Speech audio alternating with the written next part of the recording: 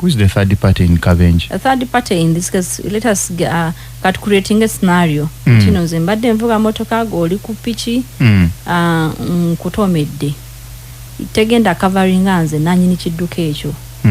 It covers you. Gwentomedde kakatugambe abadde ku pichi owebigere a party that is not related to kidduka ekyo. Gotusasulira weda gweto insuring ngao. Yes, you're the third party. Ngao no that third party just as logic as that. Third party, it covers the third party in this. So ngati babasasulira bannaye abantu atomeddwa ngati insurance company zisasula. No, abantu tebabifaako bigoberera. Anti tebalina information. That's why we are here. That's why I can saga kuchireta bagenda kumfuna bubi. Because of the ignorance. Obutamanya. Because of obutamanya tusuwa bingi. Sente size nyingi naye ziyamba yoko. Kuba wemba ntekedde okusasula because nkutomedde. I must involve a third party. Third party like the company that insured my vehicle, because there are different companies out there. They are issuing third parties. So it is you kati bwoba gokoza Excel bwofuna akabenje, you must bring Excel on board tuyambe to saving oli gwetomedde. Exactly. So they will go through the paperwork wali bagenda okubuuza. At the end of the day, then they will give you the money. It ranges. Balinary Caesar. What you as NBS, what you can do, you also invite them. The insurance people. They should also take through people.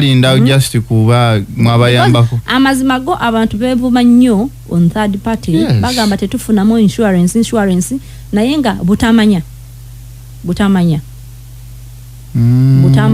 Cheba abantu bana Uganda bevumye nnyo bagamba muli tukola mo sente zino sente tezigenda wange. Motoka zaffe tezigwako third party time after time. Of course we have third party. Yeah, in year out. Netubera ne comprehensive is bigger, a covering the third parties and even the vehicle and the driver. Exactly, the other damages.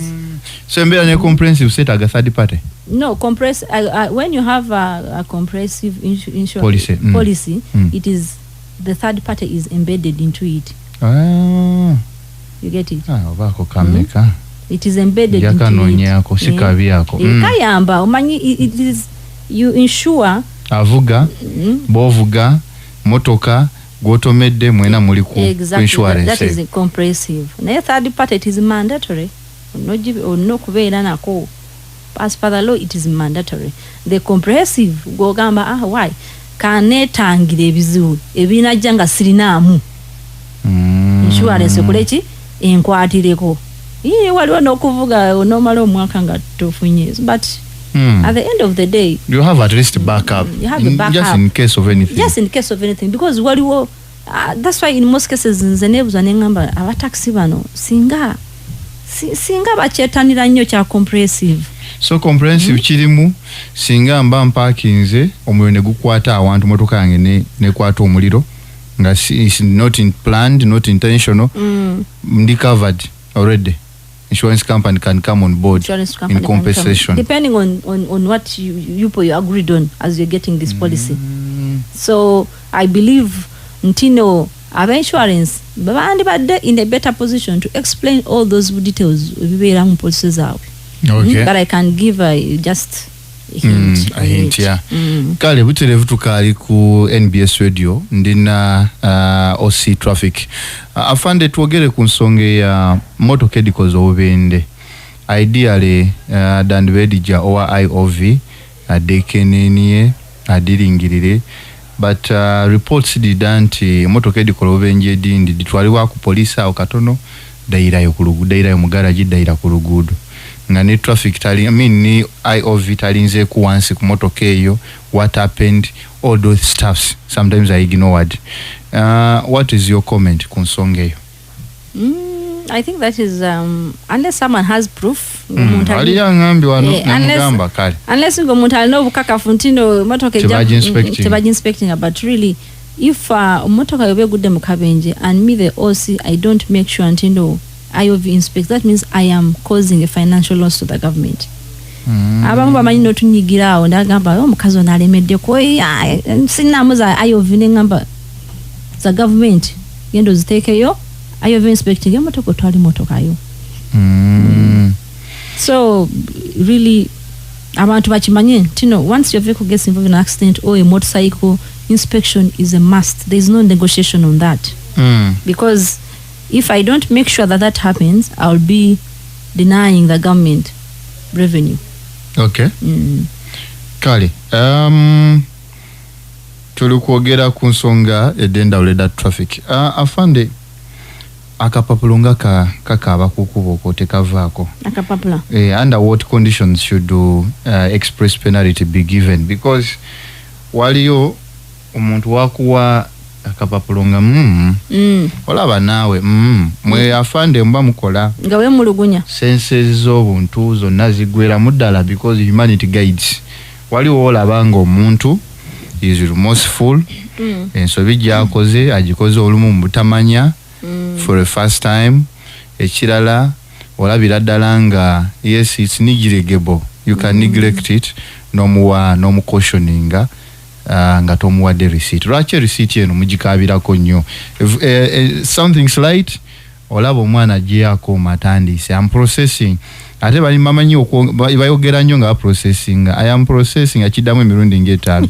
I am processing. Of course aba ali kubuuza oba ogende kasawo tweyambe lwaki receipt mwagala nnyo zikuba abantu straight away? I need to kangaidinge when it comes to that. Kuba nze kyemanyi mu makubo nange ebeerayo makubo eyo nkirabye nti n'abantu tebaagalirako ddala tiketi, naye naffe katumanye nti no zino tiketi bwe tukuba zino sente si za muntu si za musirikale oyo, zino sente era zidda mu gavumenti, ate gavumenti yeffe eba etuyamba mu bingi. So this is revenue for the government that will help support in running the state. So kati bwe mubeera nga temwagala tiketi mwagala tuziwaani, naye ne government ewa boda tiketi y'emitwalo 10. Kati lindako kisinzira omusango. By the way olaba machine eyo erina different offenses stipulated with their penalties. Kati abantu bali just bakikwata mbu boda ticket ya mitwalo 10 kisinzira oziza musango ki. Kati olaba express penalty scheme tickets ezo the highest amount for a boda ye mitwalo 10 nkusanze ng'ositudde abantu babiri kuba wa boda n'okusitula muntu omu eteeka balimanyi bulungi, naye ogenda kusanga wa boda nga taddeko abantu basatu bana gwolowooza bakama baffe olaba n'ababiri tono basitula because the law is very clear n'okusitula ogo naye osanga nga ababoda nga bakisusizza ateekako basatu bana teberezaamu nga maybe you're going to dodge a pothole oba n'ogigwamu by mistake otudde ku tanka. How are you going to control this motorcycle? Kati nze bayankufuna nenkukuba tiketi ya mitwalo 10 era oba osaana tiketi eno. That is the what? Oba mujjamu mputu. At times naffe tuli bw'osanga omusirikale nga naffe ak'obuntu mwekali yinza okubuuza ona permit tolina musolo. So ningamba okay nkusanze n'abantu nga basukako naye nenkukuba tiketi ya mitwalo 4 kuba permit ya mitwalo 4. Afande nga tufuna amasimu kano kampolampola akawogo nga kayitangana ku makubo. Akawogo keki? Akawogo keki? Akasente. Nga kayitangana. Omanyi abantu baagala nnyo ukigamba ntino abasirikale balya enguzi nsubira kyotegeeza naye ekyenguzi sigenda ku blaming abasirikale bokka blaming ani ekyenguzi is all of us fenna zawe nakuyimiriza ng'olina omusango nompapa mitiyo nokkiriza nenkukuba tiketi nga nakiriza kwolo exactly go wakiriza okukuba tiketi omusawo agenda mu nsawo yo najjayo sente naye tuwerabira nti waliyo as you're comparing this waliyo omuntu amanyi ekyo waliyo n'omuntu waffe nga purely is an illiterate naye olaba ku uniform y'omusirikale yenna atandika losing ne confidence mu bulamu bwe abo gye bali and that's why we are here kati abo they have taken advantage of them.